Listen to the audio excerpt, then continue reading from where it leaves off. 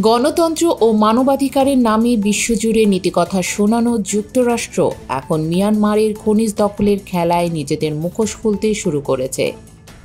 চীনের খনিজ আধিপত্য ভাঙতে গিয়ে ওয়াশিংটন নজর দিচ্ছে একটি সংঘাতপীড়িত স্বৈরতান্ত্রিক শাসনের জর্জরিত রাষ্ট্রে, যেখানে গণতন্ত্র বহু আগেই অস্ত গেছে।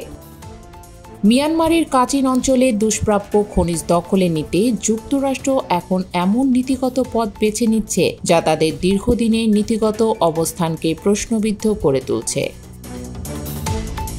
কাচিন রাজ্যে অবস্থিত বিরল খনিজ হেভি বেয়ার আর্থ সম্পদ বর্তমানে বিদ্রোহী গোষ্ঠী কাচিন ইন্ডিপেন্ডেন্স আর্মি এর নিয়ন্ত্রণে।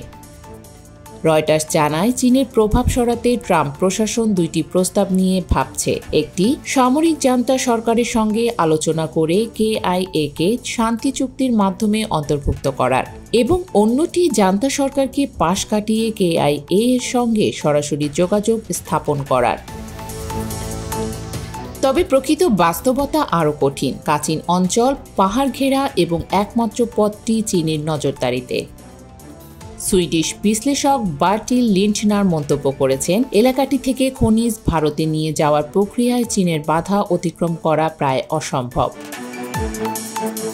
যুক্তরাষ্ট্রের অন্য পরিকল্পনা হচ্ছে কোয়াড জোটের সহযোগিতায় খনিজ প্রক্রিয়াজাতকরণে হাত দেয়া, যা কূটনৈতিক ও নিরাপত্তাগত চ্যালেঞ্জ তৈরি করবে এবং চীনের ক্ষুব্ধ প্রতিক্রিয়ার আশঙ্কা বৃদ্ধি করবে। এই প্রেক্ষাপটে মিয়ানমারের সামরিক জান্তা সরকারও যুক্তরাষ্ট্রের মনোযোগকে নিজের বৈধতা সৃষ্টির সুযোগ হিসেবে ব্যবহার করতে চাইছে।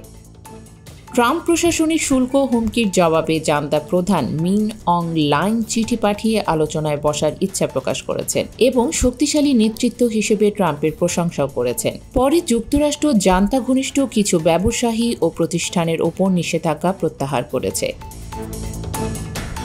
বিশ্লেষকরা আশঙ্কা করছেন, এই ধরনের দ্বিমুখী কূটনীতি একদিকে সামরিক জান্তাকে বৈধতা দেবে, অন্যদিকে যুক্তরাষ্ট্রের গণতন্ত্র ও মানবাধিকার অবস্থানকে প্রশ্নবিদ্ধ করবে।